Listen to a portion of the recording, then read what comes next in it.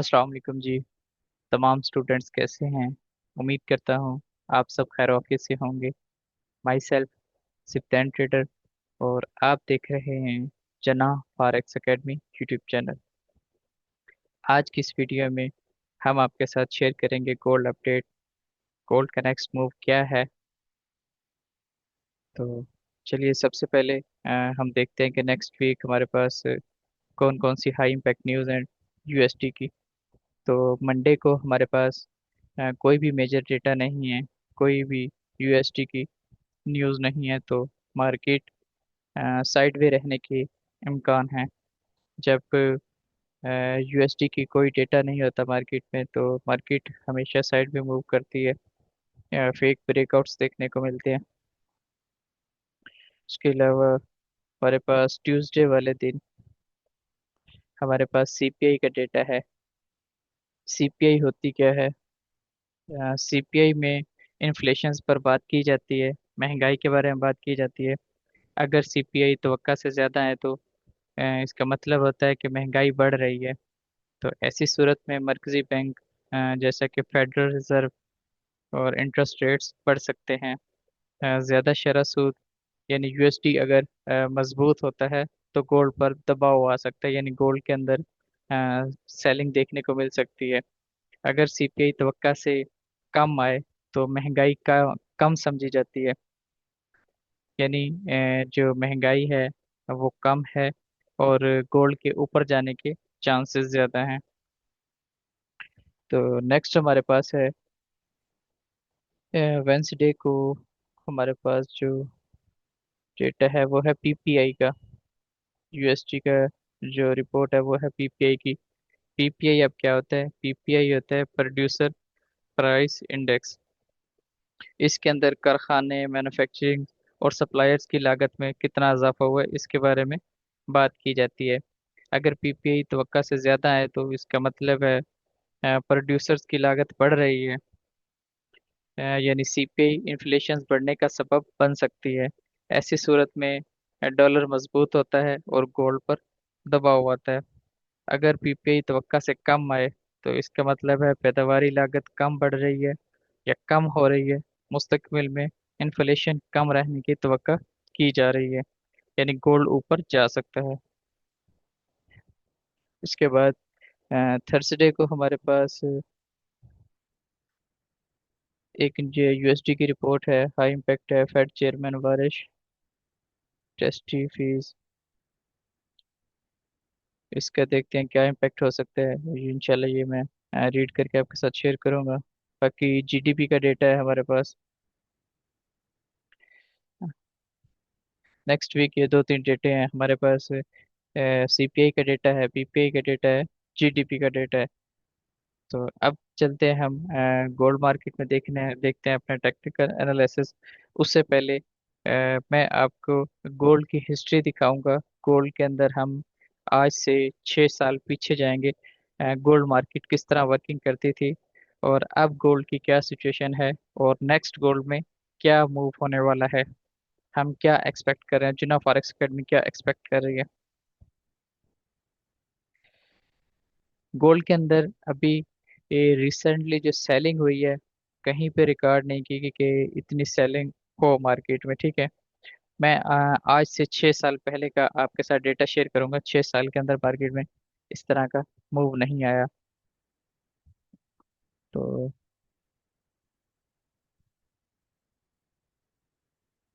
Data मैं आपको काफ़ी दिखा सकता हूँ पीछे से, लेकिन वीडियो बहुत लॉन्ग हो जाएगी, ठीक है।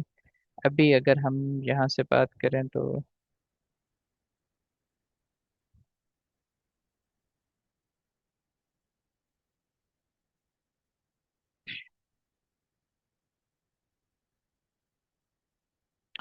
2018 से 2018 से आज से 7 साल पहले मार्केट के अंदर जब भी पंप आया, मार्केट के अंदर बड़ी मूव हुई, मार्केट के अंदर बाइंग हुई, जब भी सेलिंग होती मार्केट के की जो रिट्रेसमेंट होती थी 50%, 60%, 70%, इससे ज़्यादा मार्केट ने कभी ड्रॉप नहीं दिया। यानी जब गोल्ड मार्केट पंप हुई है दोबारा उस एरिया पे कभी भी नहीं आई। मार्केट रिट्रेस होती थी, मार्केट नीचे आती थी, लेकिन उस लेवल पे कभी भी नहीं आई।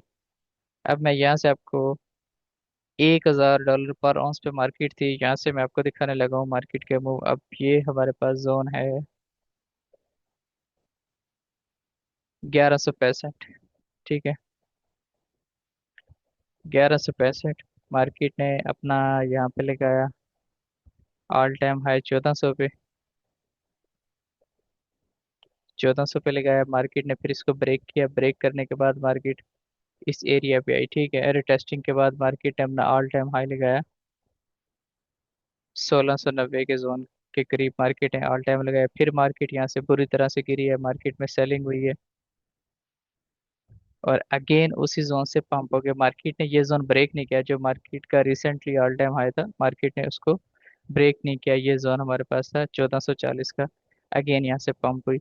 यहाँ से पंप होने के बाद मार्केट मुसलसल 4 साल एक जोन के अंदर कंसोलिडेशन करती रही है। ये नीचे शो हो रही है 2020 डेट शो हो रही है, 2020 से लेकर 2024 तक। 2020 से लेकर 2024 तक 4 साल मार्केट इस जोन के अंदर कंसोलिडेशन करती रही है। बाइंग हुई है, सेलिंग हुई है, बाइंग हुई है, सेलिंग। मार्केट बार बार उन्हीं प्राइसेस पे आती रही है। ठीक है, 4 साल कंसोलिडेशन के बाद मार्केट ने जो मूव दिया है, मार्केट के अंदर एक ऐसी रैली आई है बाइंग की कि मार्केट ने बहुत बड़ा मूव दिया है। अब इधर मार्केट 5000 पिप्स के अंदर मार्केट 4 साल वर्क करती रही है। और 2024 में जब मार्केट ने इस एरिया को ब्रेक किया है, तो 2 साल, अभी 2 साल कंप्लीट नहीं हुए, 2026 चल रहा है। मार्केट ने लगाया है अपना ऑल टाइम हाई 5600 के करीब, राउंड अबाउट 5600, 20-30 पिप्स डाउन है। यहाँ पे मार्केट ने अपना ऑल टाइम हाई लगाया है। अब ये मूव थोड़ा मूव नहीं तो बहुत बड़ा मूव था। अगर हम हिस्ट्री देखें पीछे से, मार्केट के अंदर जब भी बाइंग हुई, मार्केट दोबारा उस जोन पे नहीं आई। अब मार्केट ने यहाँ से ब्रेकआउट दिया, ये विक लगी हुई थी, विक को ब्रेकआउट दिया, रिटेस्ट किया, रिटेस्ट के बाद बाइंग हुई। मार्केट ने अपना ऑल टाइम हाई लगाया 2433 पे। ठीक है, 2000 का एरिया ब्रेक करने के बाद मार्केट ने जो अपना ऑल टाइम हाई लगाया था, वो था 2433-36 का जोन था। अब यहाँ से मार्केट आई है राउंड अबाउट 50% मार्केट ने रिट्रेसमेंट लिया, उसके बाद अगेन से पहुंच हुए। कुछ टाइम मार्केट ने यहाँ पे कंसोलिडेशन किए। ये हमारे पास डे 1 टाइम फ्रेम है। ठीक है, यहाँ पे मार्केट ने कुछ टाइम कंसोलिडेशन की है, मैं जूम करके दिखा देता हूँ। मार्केट ने कुछ टाइम यहाँ पे कंसोलिडेशन की है, यहाँ से सेलिंग हुई, बाइंग हुई, सेलिंग हुई, बाइंग हुई अगेन। फिर मार्केट ने इस जोन को ब्रेक किया। 2400 के एरिया को मार्केट ने ब्रेक किया है। मार्केट ने अपना ऑल टाइम हाई लगाया है 2791। 2791 लगाने के बाद फिर मार्केट इस जोन के अंदर कंसोलिडेशन करती रही है। लेकिन जिस एरिया को मार्केट ने ब्रेक किया था ना, जो मार्केट का रिसेंटली हाई था, ठीक है, मार्केट ने उस एरिया को दोबारा टच नहीं किया। ठीक है, अगेन से बाइंग हुई। फिर मार्केट ने अपना ऑल टाइम हाई ब्रेक किया। मार्केट के अंदर एक बड़ी मूव आई, मार्केट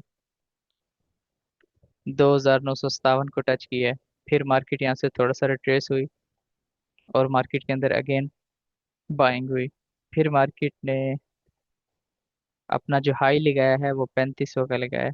3500 को टच करने के बाद मार्केट राउंड अबाउट हुई 4 मंथ इस एरिया के अंदर कंसोलिडेशन करती रही है। 3500 से लेकर 3400 से लेकर, और नीचे मार्केट का जो लो लगा था वो था 3124। इस एरिया के दरमियान काफी टाइम मार्केट ने वर्क किया है। वर्क करने के बाद जब मार्केट ने इसको ब्रेक किया है, तो दोबारा मार्केट इस जोन पे नहीं आई। मार्केट ने अपना जो ऑल टाइम हाई बनाया था वो था 4383। फिर मार्केट ने इसको ब्रेक किया। यानी जब भी मार्केट अपने एरिया से जो रिसेंटली हाई होता था ब्रेक करती थी, दोबारा उस जोन पे कभी नहीं आई। मार्केट के अंदर बाइंग होती थी, मार्केट थोड़ी सी रिट्रेसमेंट होती थी, फिर बाइंग, बाइंग हुई, रिट्रेसमेंट हुई, फिर बाइंग। मार्केट ने अपना लो ब्रेक नहीं किया। आगे चलते हैं। अब मार्केट ने जब 4383 का एरिया ब्रेक किया, तो जो हमारे पास ऑल टाइम हाई रिकॉर्ड हुआ वो था 5600। 5600 रिकॉर्ड होने के बाद अब तक 7 साल के वक्फा में आपको मैं जो बता रहा हूँ, जो डेटा मैं निकाल के आपको दिखा रहा हूँ, 7 साल के एरिया में ना, 7 साल के दौरानिया में मार्केट ने इस तरह का मूव नहीं किया, इस तरह का मूव हुआ। अब मार्केट के अंदर सेलिंग होती थी, रिट्रेसमेंट की उस एरिया से बाय। अब मार्केट ने अपना लो ब्रेक किया है डे वन टीएफ पे, ठीक है। अब मार्केट ने इस एरिया को ब्रेक किया था, ब्रेक करने के बाद हाई लगाया, हाई लगाने के बाद इस एरिया में मार्केट वर्क करती रही है। ये हमारे पास 4380 से लेकर 5600 का एरिया है। अब यहाँ पे हुआ क्या है, इस एरिया से मार्केट रिजेक्ट हुई है, मार्केट के अंदर बाइंग हुई है। मार्केट ने राउंड अबाउट कोई 4000 पिप्स का मूव किया है। उसके बाद क्या है, मार्केट ने इसको ब्रेक किया है, ब्रेक करने के बाद रिटेस्ट किया है। अब मार्केट में दो तरह के ट्रेंड होते हैं, एक होता है बुलिश, एक होता है बेरिश। अब मैं यहाँ पे आपको ड्रा करके बुलिश और बेरिश किस तरह से होते हैं।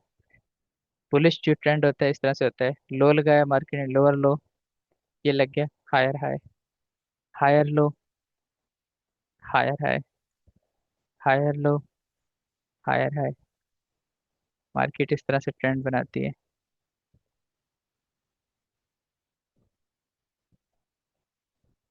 ये क्या है, एक बुलिश ट्रेंड है।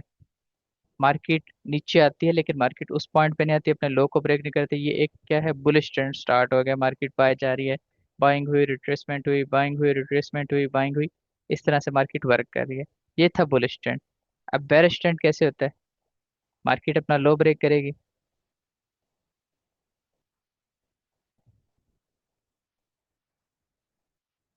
ये हमारे पास हायर लो है, मार्केट इसको ब्रेक कर देती है।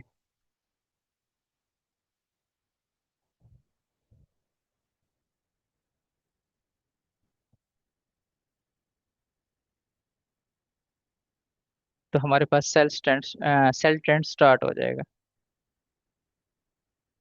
मार्केट इस एरिया से आती है, बाइंग होगी, इस एरिया को ब्रेक करेगी, इस एरिया में आएगी।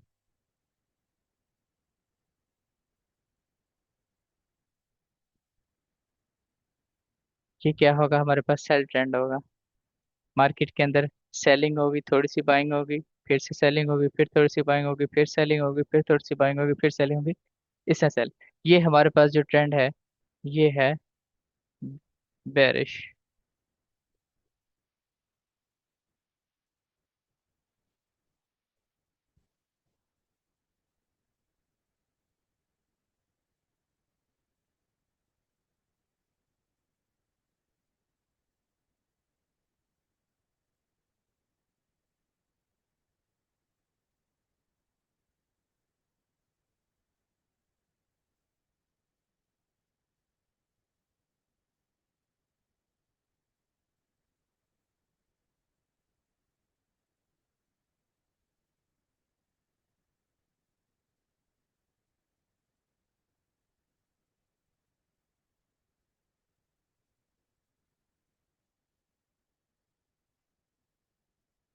Bullish trend.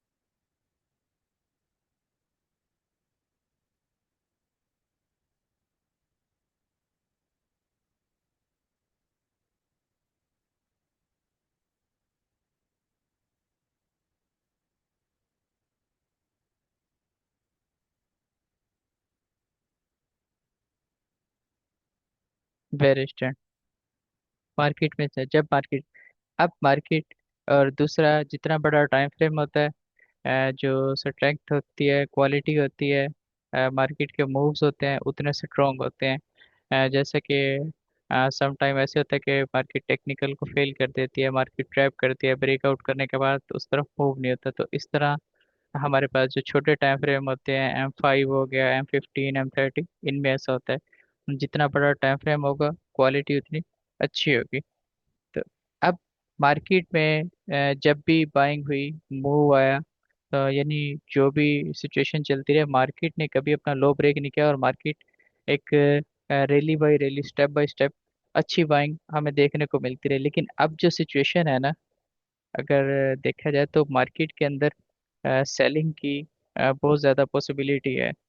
जो मैं एक्सपेक्ट कर रहा हूँ, जो जिना फॉरेक्स अकेडमी एक्सेप्ट एक्सपेक्ट कर रही है, पॉसिबिलिटी है गोल्ड 3500 के एरिया को टच करे।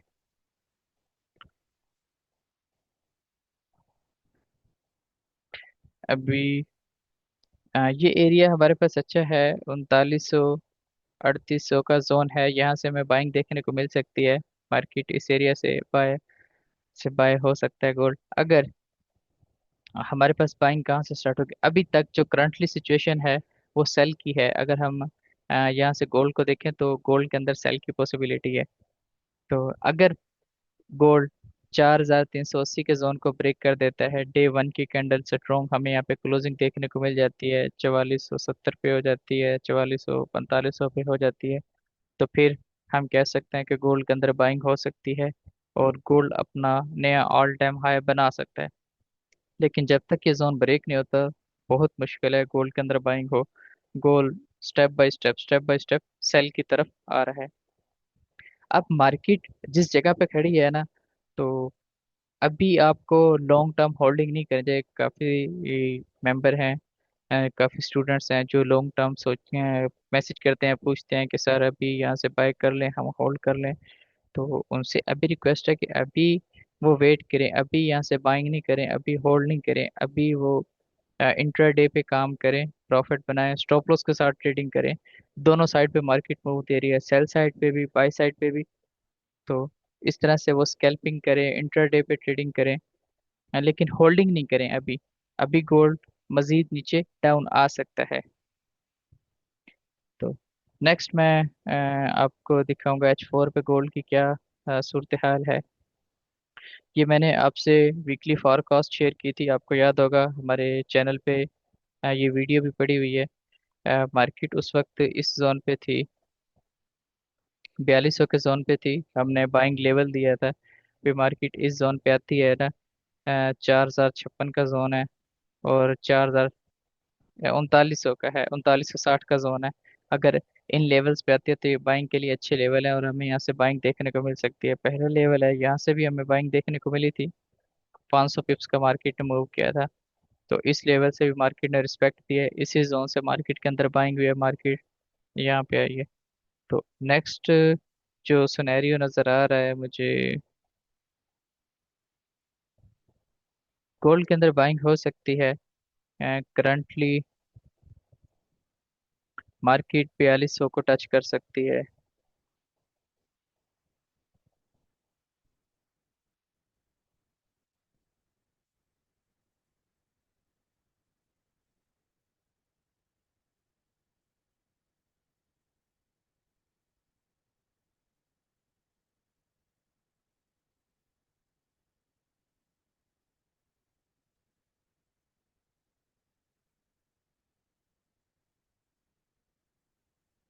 मार्केट एक बुलिश चैनल में वर्क कर रही है इस टाइम। मार्केट एक बुलिश चैनल में वर्क कर रही है इस टाइम। मार्केट के अंदर बाइंग के चांसेस हैं, बाइंग की पॉसिबिलिटी नज़र आ रही है। हमारे पास जो रिसेंटली टू कैंडल्स हैं जो बाय में क्लोज हुई हैं, हो सकता है मॉर्निंग टाइम में गोल्ड यहाँ से ड्रॉप दे, सेल आ सकता है। तो यहाँ से बेस्ट बाइंग है हमारे पास। अगर मार्केट आ जाती है ना 4080 के जोन पे, 4100 4080 70 के जोन पे आ जाती थी, ये बाइंग के लिए अच्छी जोन है। और गोल्ड यहाँ से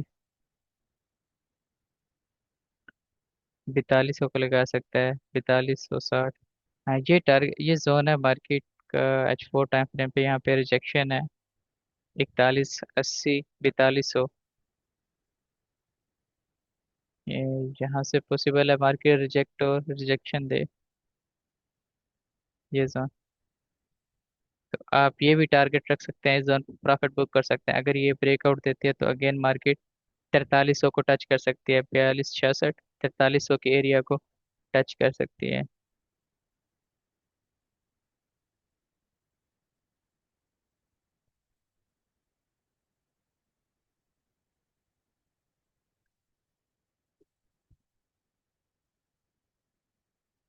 मार्केट में कुछ इस तरह से मूव हो सकता है,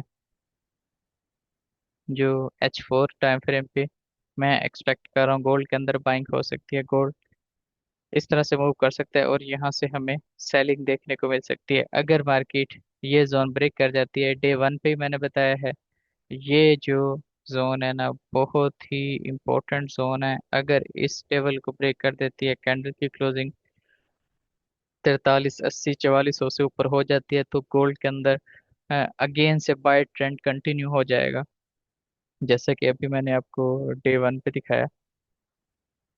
ये हमारे पास 43, 80 का जोन है, ठीक है। अगर ये जोन ब्रेक हो जाता है तो अगेन से गोल्ड बाय ट्रेंड में शिफ्ट हो जाएगा।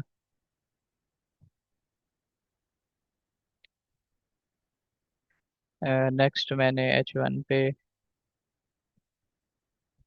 ये मैंने H1 पे एनालिसिस की है। मार्केट इस टाइम पे करंटली H1 टाइम फ्रेम पे सिमेट्रिकल ट्रायंगल में वर्क कर रही है। पॉसिबल है मार्केट इसका ब्रेकआउट दे देगी, तो अगर ये ब्रेकआउट देते हैं तो मार्केट के अंदर बाइंग हो सकती है। और हमारे पास यहाँ पे हेड एंड शोल्डर पैटर्न भी बन रहा है, ठीक है। पॉसिबल है मार्केट यहाँ से जाए 4200,